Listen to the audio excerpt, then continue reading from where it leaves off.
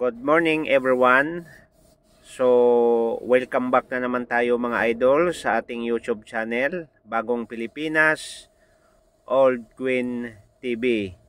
So mga idol, kung ikaw ay baguhan pa lang sa aking YouTube channel, kayo po ay nais kong anyayahan, mag-subscribe, mag-like at pindutin mo mga idol ang notification bell para lagi tayong updated sa ating mga gagawing video mga idol tungkol sa mga lumang barya na sinaunang panahon.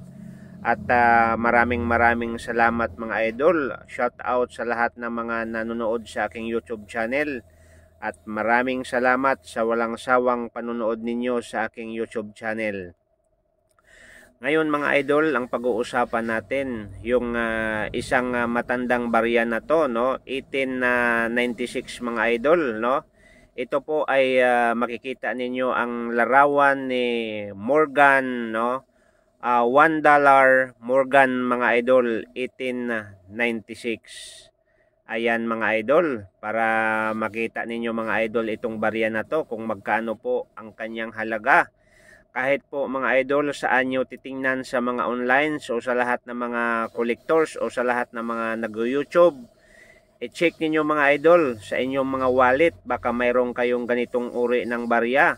1896 Morgan dollar.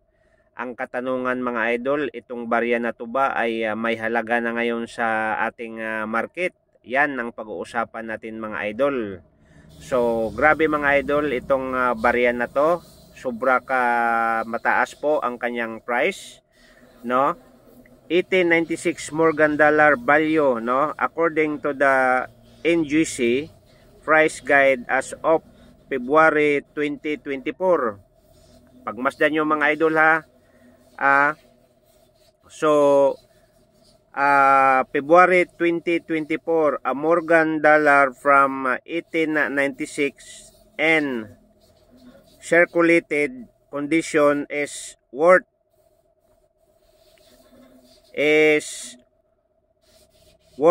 between $33.50 and $63. However, on the open market 1896, yan mga idol ha, pakinggan nyo mga idol ha, 1896 silver dollar and pristine uncirculated condition sell for as much as 18,000 mga idol. $18,500 po ang bintahan nito mga idol, no? So bintahan pa lang yan mga idol, pero doon mga idol sa market sa baryang ito ay mayroon pang high, no? Doon sa mga nag-auction, sa mga collectors, no? So totoo yan mga idol, ito po ay hindi gawa-gawa itong video na to, no? Kahit saan po tingnan natin, no? Sa mga YouTuber, sa mga collectors. So depende po sa kondisyon sa ating mga barya, no? Yan po ang ating pag-uusapan ngayon. Kasi po mga idol, ang 1896 $1 Morgan super rare value na po ngayon dahil sa auction mga idol, sa auction record sa MS68 September 8, 2020, no, nakapag-auction sa mga idol ng $30,550 po ang na-auction nito mga idol. So ibig sabihin, hindi basta-basta tong barya na to mga idol. Yan ang pag-uusapan natin, no? So ngayon mga idol, ilan ba po ang kanyang mintage sa baryang ito, no? Ang baryang ito mga idol, ang mintage po niya, ang 1896, 9,976,000 lang mga idol. So ibig sabihin, itong barya na to mga idol ay kakaunti lang po ang kanyang mintage, no? 9 million, no? Okay, so doon po sa proof, no? Sa proof po na 1896, nasa 762 pieces lang po, no? Ang proof.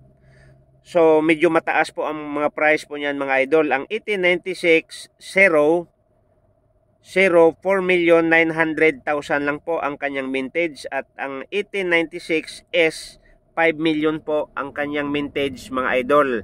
Ayan mga idol. So ang tanong, ang nag-design po sa Morgan Dollar, siyempre si George T.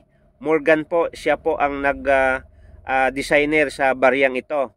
Ang metal po na ginagamit nito mga idol ay simple lang po ang kanyang metal dahil 90% silver lang naman no, ang ginagamit po sa Morgan Dollars and 10% copper. Ang kanya pong diameter ay 38.10 mm at ang kanyang timbang o weight ay 26.7 grams. Yan po ang description sa Morgan Dollar mga idol. Kaya nga mga idol, ulitin ko, sa mga baguhan pa lang sa aking YouTube channel, huwag kalimutan mag-subscribe, no, mag-like, mag-share at pakipindot ang notification bell para lagi tayong updated sa ating mga ginagawang video nito mga idol sa bariyang ito. So maraming salamat sa walang sawang pagsuporta ninyo sa ating YouTube channel Bagong Pilipinas Old Queen TV. So mga idol, baka mayroon kayong ganitong uri ng barya. Hindi po yan na sabi-sabi lang. Kahit saan po sa lahat ng mga collectors, no, sa lahat ng mga nag-YouTube, sa lahat po ng mga online po sa bilihan po nito ay mataas po ang kanyang value. So maraming salamat and welcome and see you the next video mga idol. God bless.